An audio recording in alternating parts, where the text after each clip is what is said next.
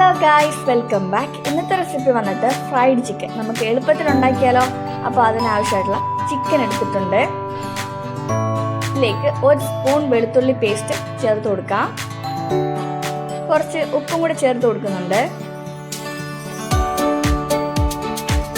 അതിലേക്ക് കുറച്ച് മല്ലിപ്പൊടിയും കൂടെ ചേർത്ത് കൊടുക്കുന്നുണ്ട്.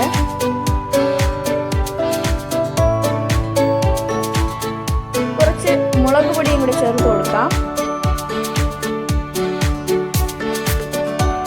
ഇത് നന്നായിട്ട് മിക്സ് ചെയ്ത് കൊടുക്കുക.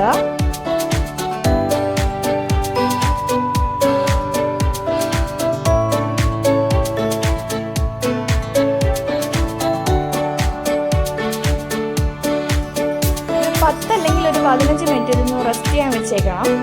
ചിക്കൻ കോട്ട് ചെയ്യാൻ വേണ്ടിയിട്ട് ആവശ്യത്തിന് മൈദാമാവ് എടുക്കുന്നുണ്ട്. നിങ്ങളുടെ കയ്യിൽ എത്ര ചിക്കനാണോ അതിനനുസരിച്ച് മൈദാമാവ് കൂട്ടിയെടുക്കാവുന്നതാണ്. നമ്മൾ എടുത്തു വെച്ച മൈദാമാവിലേക്ക് കുറച്ച് ഉപ്പും കൂടെ ചേർത്ത് കൊടുക്കാം. കുറച്ച് മുളക് പൊടി ചേർത്ത് കൊടുക്കാം. നിങ്ങളുടെ കയ്യിൽ ഉണ്ടെങ്കിൽ മാത്രം ബേക്കിംഗ് പൗഡർ ചേർത്ത് കൊടുത്താൽ മതി, അല്ലെങ്കിൽ ഒരു നുള്ള് നമ്മുടെ ബേക്കിംഗ് സോഡ ചേർത്താൽ മതി.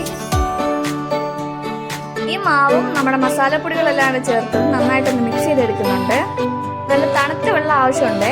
പിന്നെ ഒരു പാനിലേക്ക് ഞാൻ ആവശ്യത്തിന് ഓയിൽ ഒഴിച്ചു കൊടുത്ത് ചൂടാക്കാനായിട്ട് മാറ്റി വെക്കുന്നുണ്ട്. നമ്മൾ എന്നാലേ ചിക്കൻ മുക്കി റെഡിയായിട്ട് വേഗം നമുക്ക് ഇടാൻ പറ്റത്തുള്ളൂ. അപ്പോൾ നമ്മൾ തയ്യാറാക്കിയ മൈദാമാവിൻ്റെ മിക്സിലേക്ക് നമ്മുടെ ചിക്കനൊക്കെ നന്നായി ഒന്ന് പൊതിഞ്ഞെടുക്കാം.